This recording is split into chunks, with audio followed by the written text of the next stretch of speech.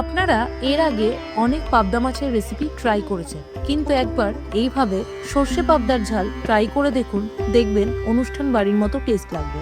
আশা করি আপনারা সকলে খুব ভালো আছেন। মশলার বাক্সের আরেকটি ভিডিওতে আপনাদের সকলকে জানাই স্বাগত। আজকে আমি আপনাদের সাথে খুব কম সময়ে অল্প উপকরণে সহজ পদ্ধতিতে এই রেসিপিটি শুরু করছি। আমি এখানে 4টে মাঝারি সাইজের পাবদা মাছ নিয়ে নিয়েছি। প্রথমেই আমি এখানে একটুখানি নুন ছিটিয়ে দেবো, কিছুটা পরিমাণ হলুদ আর সর্ষের তেল দিয়ে দিচ্ছি।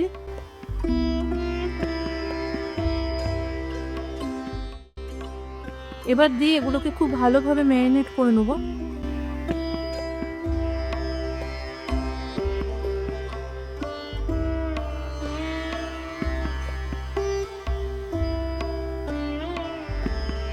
এইভাবে আমি মিনিট 10 রেখে দেবো। গ্রেভি বানানোর জন্য আমি এখানে কিছুটা সাদা সর্ষে নিয়ে নিলাম, কিছুটা কালো সর্ষে নিয়ে নিলাম, আর এখানে আমি তিল আর পোস্ত মিশিয়ে নিয়েছি, আর 4টে কাঁচা লঙ্কা দিয়ে দিলাম। এবার এটাকে জল দিয়ে কিছুক্ষণ ভিজিয়ে রেখে তারপর পেস্ট করে নিতে হবে। আমি এখানে মাছগুলোকে ভাজার জন্য সাদা তেল নিয়ে নিলাম। আপনারা চাইলে সর্ষের তেল দিয়েও ভাজতে পারেন। তেল এখানে গরম হয়ে গেছে, কিন্তু আমি মাছগুলো ছাড়ার আগে আপনাদের সঙ্গে একটা ট্রিক শেয়ার করছি। এখানে আমি কিছুটা নুন দিয়ে দিলাম যাতে মাছগুলো চিটে না যায়, আর কিছুটা হলুদ দিয়ে দিলাম যাতে তেল না ছিটে, কারণ পাবদা মাছ ছাড়লেই কিন্তু খুব তেল ছিটকায়। সেই জন্য আমি কিন্তু এটা দিয়ে দিলাম। আপনারাও এইভাবেই করবেন, আশা করি উপকার পাবেন। কিছুটা হলুদ দিয়ে দিলাম যাতে তেল না ছেড়ে। আমি যেহেতু 4টে মাছ নিয়েছি, কিন্তু আমি এখানে দুটো দুটো করে মাছ ভাজবো, যেহেতু পাবদা মাছ খুব নরম, একটার সাথে একটা গায়ে লেগে যেতে পারে, তাই আমি একটু স্পেস দিয়ে ভাজছি।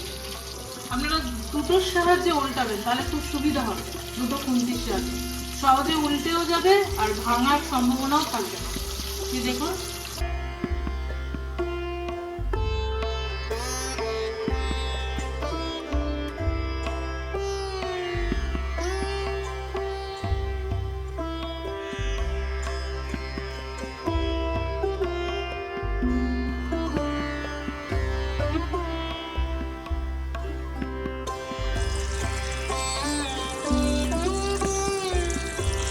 আমি আগের মতো করেই পুরো সেম প্রসেসে মাছগুলোকে উল্টে নিলাম।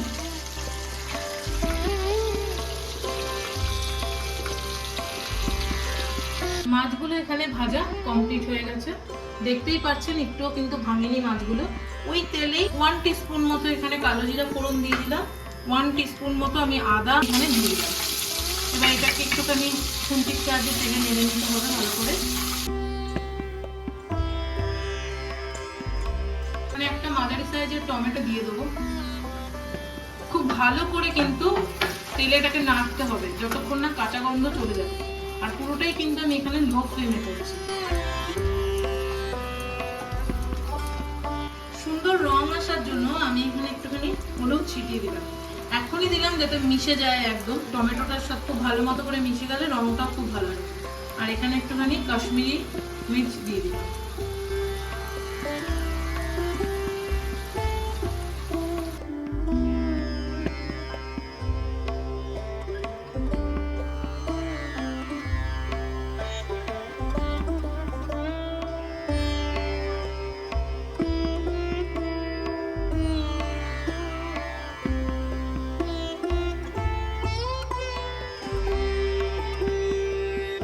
যখনই দেখবেন এরকম দানা দানা হয়ে গেছে, তার মানে কিন্তু এটা পুরোটা কষে গেছে, তেলও ছেড়ে গেছে। তেল ছেড়ে গেছে মানে পুরোটাই কষে গেছে।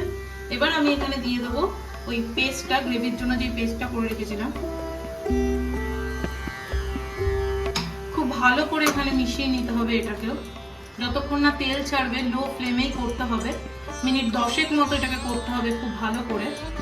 আর আমি এখানে দিয়ে দেবো পরিমাণ মতো নুন। আগে কিন্তু ভাজা মাছে তেলেতে নুন দিয়েছিলাম, আর মাছের গায়েও কিন্তু নুন মাখিয়ে দিয়েছিলাম। সেটা মাথায় রেখে আপনারা কিন্তু নুনটা দেবেন, নাহলে কিন্তু আবার নুন পোড়া হয়ে যেতে পারে। হালকা মিষ্টির জন্য আর টেস্টের ব্যালেন্সের জন্য আমি একটু সামান্য চিনি দিয়ে দিই।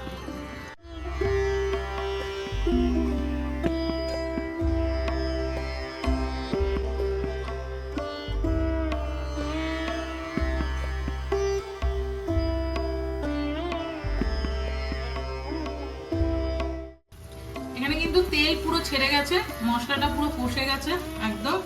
এবার আমি এই মিক্সি ধোয়া জল একটু দিয়ে দেবো এখানে।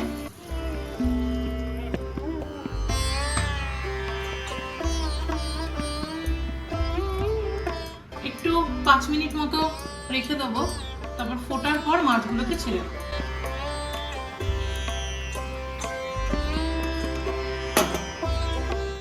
এখানে ঝোলটা কিন্তু ফুটে গেছে, এবার এক এক করে আমি মাছগুলোকে ছেড়ে দেবো।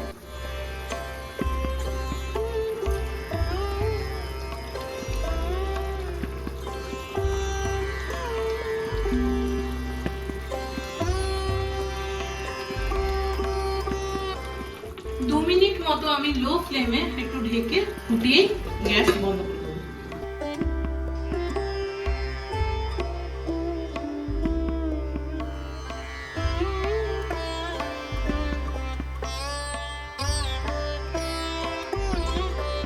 গ্যাসটা বন্ধ করার আগে আমি এখানে একটু লঙ্কা ছড়িয়ে দিলাম। এখানে কিন্তু অনুষ্ঠান বাড়ির মতো সর্ষে পাবদা একদম রেডি। এক থালা গরম ভাতের সঙ্গে এই রেসিপিটি পুরো জমে যাবে। আপনারা যারা ফেসবুক থেকে দেখছেন তারা আমার চ্যানেলটিকে ফলো করে দেবেন, যারা ইউটিউব থেকে দেখছেন তারা চ্যানেলটিকে সাবস্ক্রাইব করে দেবেন নতুন ভিডিও পাওয়ার জন্য।